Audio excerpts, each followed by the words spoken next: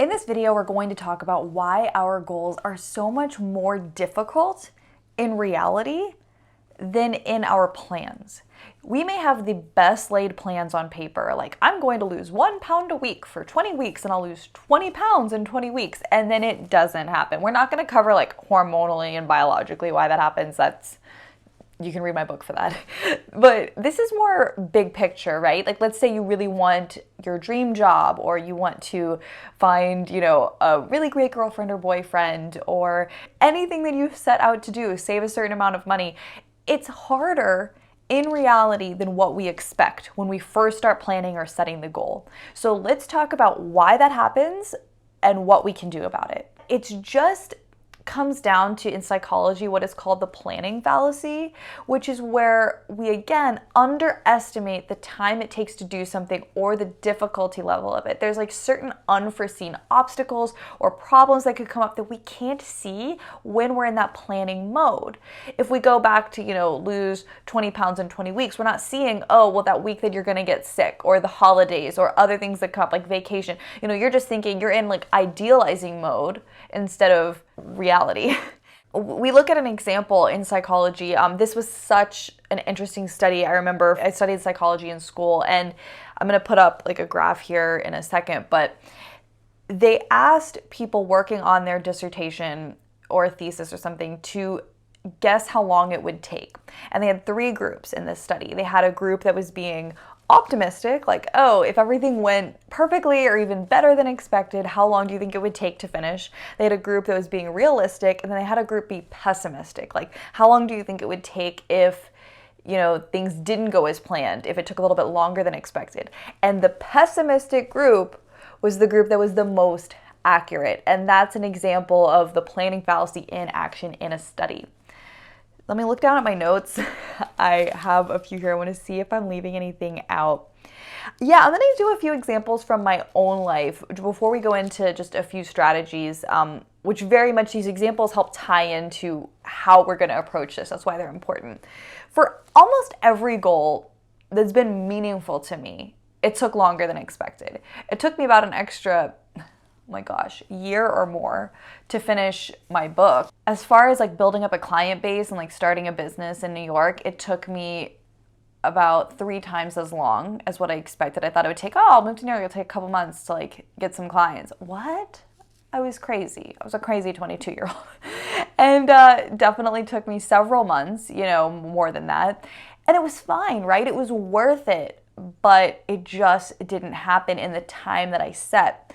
I have a friend that's applying for jobs right now, and she's been really disheartened with not getting these jobs. And, I finally told her, like, look, it's not you. It's just going to take longer than you expect. That's why we can't take it so personally. When I've applied for certain auditions, I do some acting, and, you get lots of no's. And one time when I got a yes for a project that I loved, it was one of my favorite projects that I've worked on, I found out I was one of 300 people that applied for this role. So of course I was getting no's, because all these other roles that I'm applying for, it's hundreds, if not thousands of people applying for them. And so often we're always thinking of what we've done, how hard we've worked, what we've done. We're not thinking of the hundreds or thousands of other perfectly qualified people who might just happen to be a better fit. It has nothing to do with us being unworthy or not good enough, and we take it so personally, when what we really need to do is, tuck our chins, go to the grindstone, and just keep going. And of course, adapting your strategy along the way, so we're not just like ramming our head against a wall wondering why it's not working out. And it reminds me of how they say when sales, let's say that, I forgot, this is probably in like a ton of sales books, but they say that when you get a no, you're that much closer to a yes. Maybe 1 out of 100 people will say yes. So if you get a no, you're that much closer to a yes, only 98 more. And of course, that's not actually how it works. I probably close closer to like 1 out of every 10 pitches for like the sales that I do, but it's just an expression so that you don't get disheartened with rejection and with no's. And it can be the same thing with dating. Like, let's say you're doing online dating and you're swiping and you're going out of dates and it's not working out. Are you working the numbers? Are you expecting things to work out sooner than they're supposed to?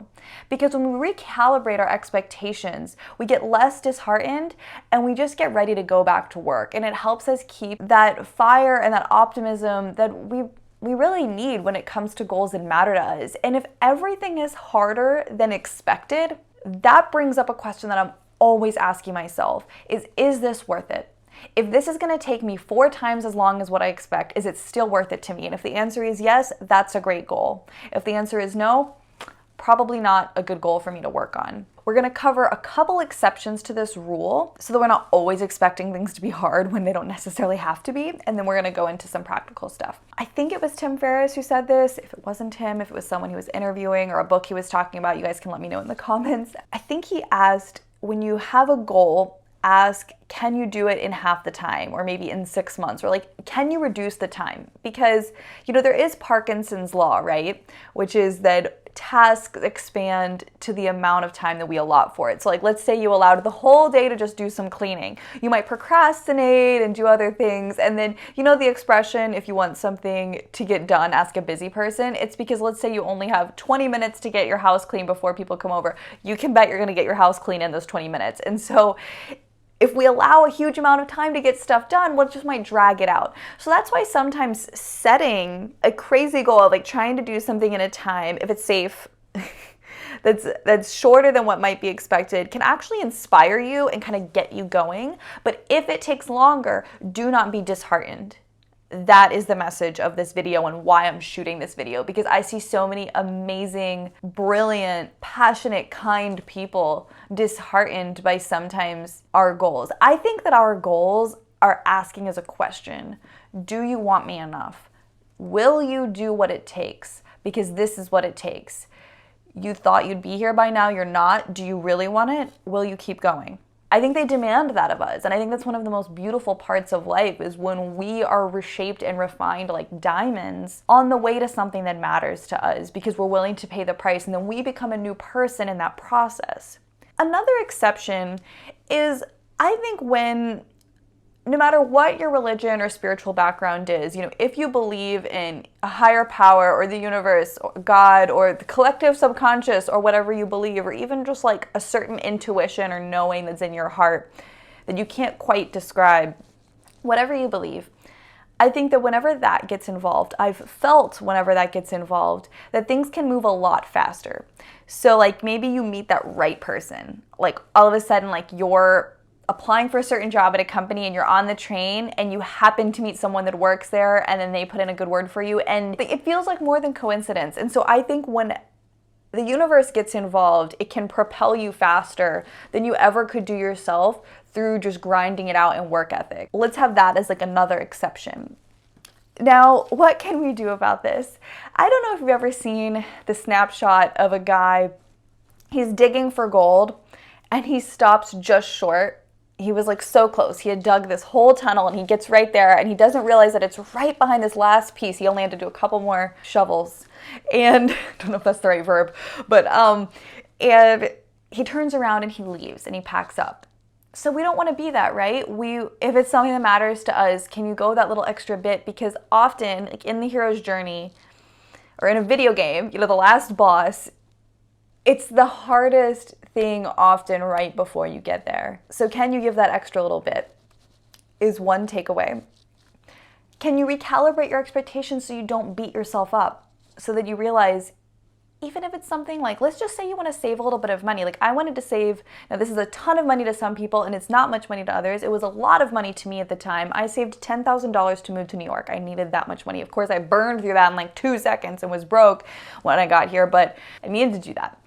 And I thought, I don't know why I always think my goals will take 2 months. It doesn't matter what it is. I think it'll take 2 months. So I was like, okay, I'll save it up in 2 months. I'll live at home and I'll just work like a dog. And so I did that and it took 8 months. Again, always longer, often about 4 times as much.